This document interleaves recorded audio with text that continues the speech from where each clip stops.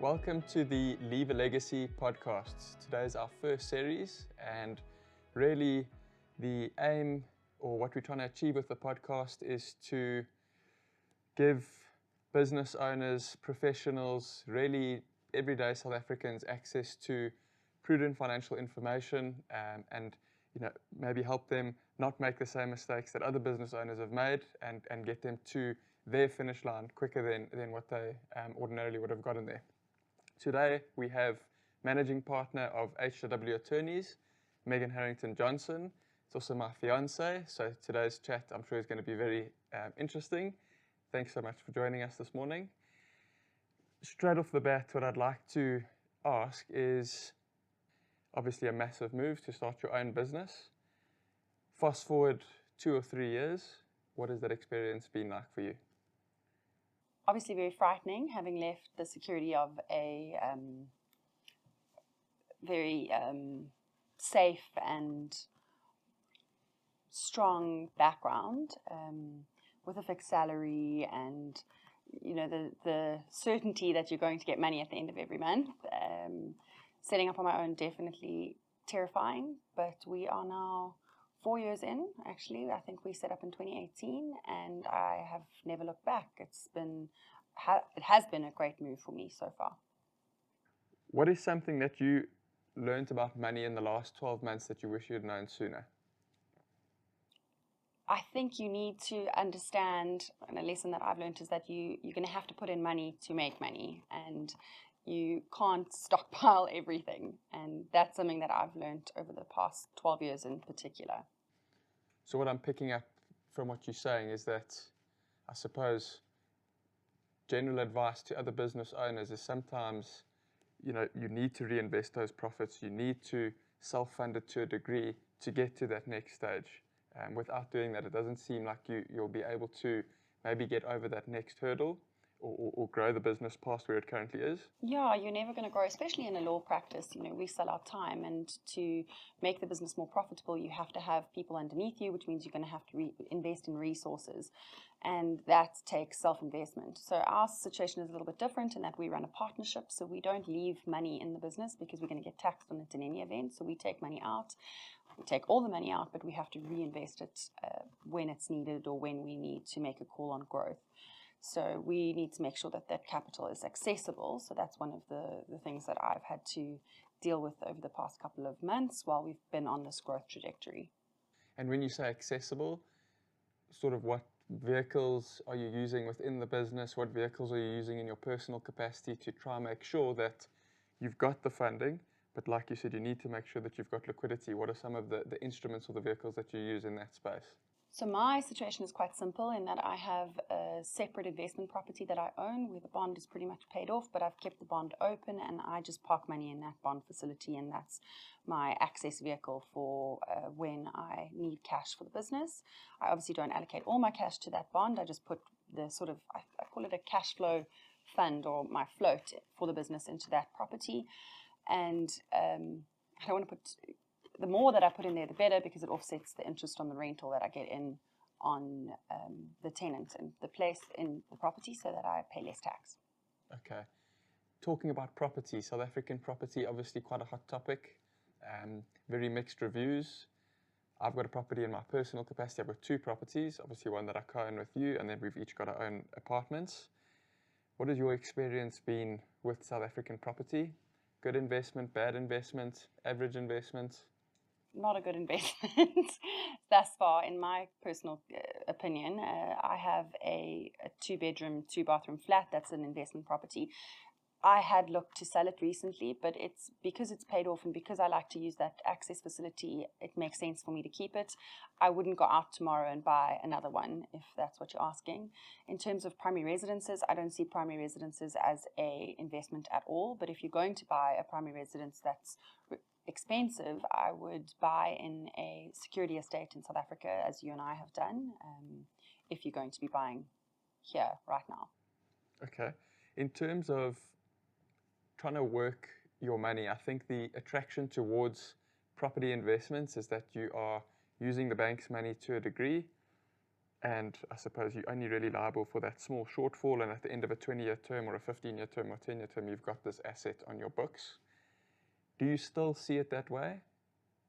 What are maybe some of the things that have taken place with your property investment that when you look back, you didn't quite anticipate, didn't really work according to, I suppose, the manuscript or the manual when you initially bought the property? Well, if I look at my specific investment property, after COVID or with COVID, we took a massive hit. So I think my rental on the property went down by about 15% after COVID. That obviously is not something that anybody could have taken into account. And then obviously the upkeep expenses in any 1 year, there are probably going to be pipes that go or geysers that burst or electrical issues that you need to deal with, and you as the owner are responsible for all of those issues.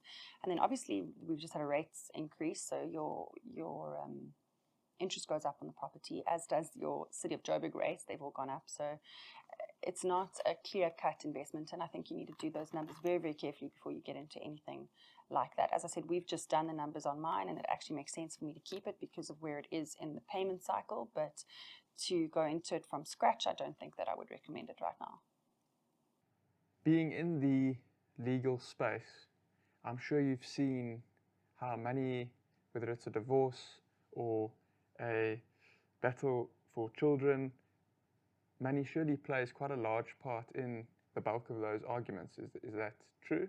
99% of the things that we see our clients fighting about in our offices is money. It is always going to be about money, and we actually say if you're going to litigate on principle, you're a fool. So don't litigate over principle. Make a conscious decision as to the affordability and the break-even point, should I say, if you're going to be litigating over cash, because it's going to cost you money. But absolutely, specifically in the family law field, you often are faced with scenarios where people are getting divorced, for instance, and now the pool of money that they had supporting one household is having to be divided to support two households, and that involves obviously a adjustment to both parties' standard of living, and that comes with it's a very bitter pill to swallow, and that does create a lot of fighting, specifically when it comes to maintenance for kids, and then the payments of the accrual. If people are married with an accrual regime in place, which they generally don't understand, and land up having to share in half of their assets at the dissolution of the marriage, that's a big bun fight generally that we see going down. Generally speaking, what would you suggest for a couple? They are getting married, maybe a little bit unsure of the different marital regimes, obviously outside of consulting with an attorney, if they can't afford that, what would you say is sort of a good default option? Well, I'm going to say that they need to consult with an attorney irrespective of if they can afford it or not, because if they don't do it, they're going to pay for it later, because in South Africa, our default system is married in community of property. So if you don't conclude an antenuptial contract prior to your marriage, you're going to be married in community, and that's going to present all sorts of problems to you later on. Going back to your business, and I think I obviously run my own business. There's a lot of entrepreneurs in South Africa, and I think we've all, pre-COVID, things were quite difficult. Through COVID, things were unbelievably difficult, and sort of coming out of COVID, you can see that people are kind of getting back on their feet, but with great difficulty. And I think interest rate increases, labor unions, there's obviously a number of things, just challenges. Load shedding is a massive one, I think, for the bulk of the economy. What has been one of the biggest challenges for you in your business over the last year or so? Well, the biggest challenge for us in our business was, and I'm sure a lot of your viewers will know this, was that our little girl got very sick and got cancer last year, which meant that I was out of the office for 9 months of the year. I have a partner, fortunately, and my partner really did step up to the plate during that period of time. So for me, the big lesson was choose your business partners very, very carefully, and I thankfully have chosen very well. And then secondly, something that I didn't do and something that you did do is I know that you had income protection in place for child critical illness, and I only had income protection in place for myself if I got critically ill, and that doesn't help you if your child gets ill. And that's a matter of just ticking a box on your income protection form, and it was just something that I'd never thought of. And I know that you were a little bit more secure last year than I was because of the fact that I wasn't in the office, but you were being paid out some sort of a policy. So you've got to kind of think of all of these eventualities. So number one, be careful about who you go into business with. That you basically married in community of property to your business partner, and you're going to go through dark times and good times with them. So you need to make sure that you've chosen well. And then secondly, cater for that unforeseen scenario. None of us ever think that anything's going to happen to us that's, as tragic as what happened to us was, but you never know. And when you're in that situation, it's often too late. So unfortunately, you've got to cater for worst case scenario all the time. 3 financial instruments or products that you think are essential for any South African? Medical aid. Medical aid, number one, never ever scrimp on your medical aid. I would pay my medical aid before I would pay my car, for instance. It's really the most important thing you can invest in, especially if you've got kids. So number one, medical aid. Number two, income protection. And you need to, if you've got kids, make sure that you have it in place if your kids get sick, because you can't work if your kid is critically ill. And then the third one, I think that both of those would be, the third one would be savings. Make sure that you've got some sort of a safety net to fall back on if you really need to. And in terms of your savings, so looking at sort of like a timeline for those savings, there's a rule of thumb that it's emergency savings 3 to 6 months of salary. I think, there's a lot of rules, not all of them completely realistic. And I think, again, being in quite a tight squeeze economically in South Africa, not everybody can just save up 3 months of their salary. What is your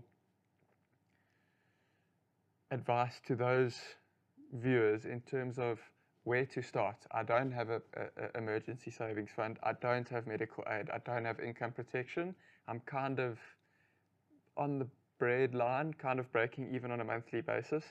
What can I do to just maybe try make my financial situation or get my financial affairs in order just a little bit better? I think cut costs. Unfortunately, we all have to do it. No matter how much money we're earning, you've got to sit down and you've got to look at your budget and you've got to see what you can cut, and you'll be surprised what you're spending. For young professionals, attorneys, accountants, specifically attorneys in your case, what is your advice to them in terms of articles, in terms of starting their own business, in terms of working for sort of your big major law firms or boutique law firms? What is sort of a bit of a crash course that you could give them to, I suppose, maybe help them not make the mistakes that you made or not have the delays that maybe you had that you would have changed if you could go back in time? So the job market for attorneys in South Africa is pretty terrifying. I probably get 100 CVs a week of people looking for articles. It gets to the point where I actually can't even open them. It's just, there's too many. I think the universities are pumping out too many law students because it's a fairly cheap degree for them to provide. It's not like medicine where there's practicals and all sorts of things that they need to pay for. So the job market is fairly saturated. You're going to have to find a way to make yourself stand out. And unfortunately, it has now become a case of relying on your network. So you need to use your network to get an in at whatever firm you can get. If you can get articles, take the articles. It's no longer about choosing and picking and choosing if you want to do it at a big firm or a small firm or a medium firm, like it was when I did it. And then in terms of starting up on your own, it's not for everybody. It's really very scary. It's high stress every month. You're responsible, in my case, I'm responsible for 14 people's incomes, 14 families' incomes. It is a lot of pressure on you. And it is a lot easier to just be paid your salary and be secure and go home at the end of the day. That being said, we've seen that jobs are also not secure. Many people were retrenched during COVID.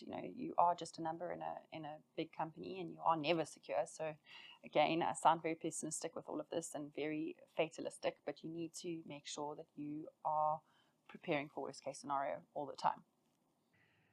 What are some positives that you see in South Africa at the moment that sort of keeps you upbeat, that keeps you getting up in the morning, going to the office, really, I suppose, driving it? And are there sort of major concerns for you with South Africa, with us staying here, with our children? This is an emotive one because you know that we have this debate quite often. I actually am a British citizen, so it would be relatively easy for me to immigrate if I wanted to. That being said, I don't want to. Number one, our healthcare here, if you have a good medical aid, is next level. We don't have that option to leave because we need to be near our doctors, specifically because our daughter has had this condition in the past. I wouldn't want to have her anywhere else. The doctors and the medicine and the facilities that we have here, if you can pay for it, are world class. And you know, we had this discussion at the time when Mackenzie got sick, if we were going to go overseas and get treatment offshore, and it was decided amongst her team, which included international doctors, that here was the best place for her to be treated. Number one. Number two, we've got a support structure here. We've got family, we've got friends, specifically family. Specifically when you have children, you need that help, especially when you're in a couple where both of you work as hard as we do. So it's never going to go away.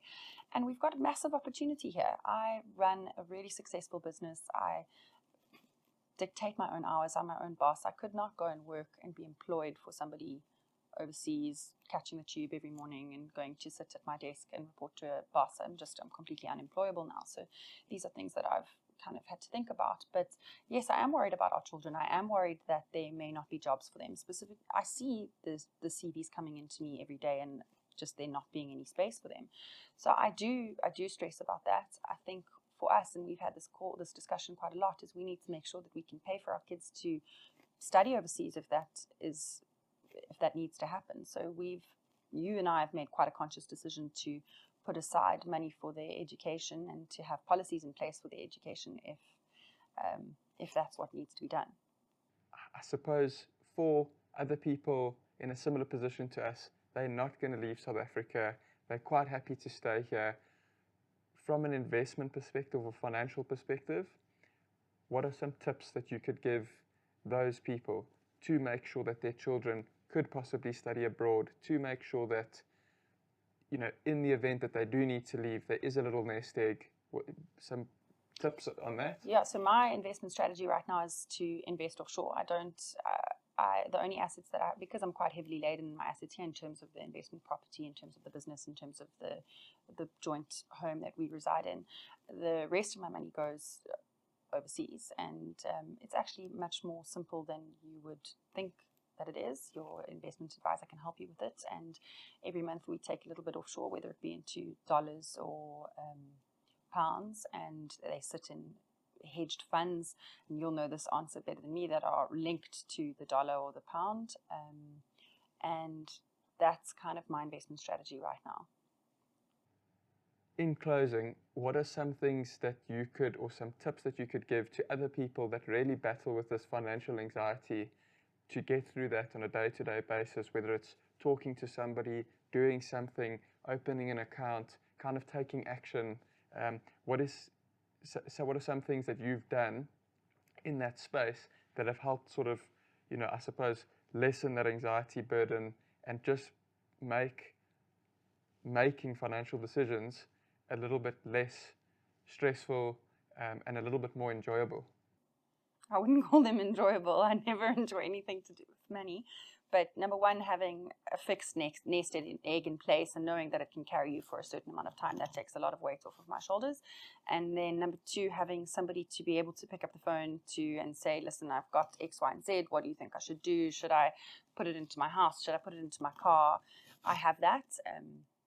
Not with you. I have my own person who works for Legacy, and Jordan helps me with a lot of these decisions, and that takes a lot of the anxiety off of my plate. Meg, thank you so much for joining us this morning and being part of the first episode of what will hopefully be a lengthy series of very similar podcasts, financial-based podcasts. I hope you learned something today, although I was asking the bulk of the questions, maybe just in talking, and I think it's vitally important for people to talk about their finances. I think a lot of people keep it quite closed off, but the more you talk to people, the more you learn that everybody's in a very similar position. We all make very similar mistakes, and if you can learn from other people's mistakes in that space, it can save you not months, years and years of really hard lessons. So thank you so much for joining. Really appreciate it. Megan Harrington-Johnson from HJW Attorneys And that is the end of episode 1 of the Leave a Legacy podcast. Thank you so much for joining.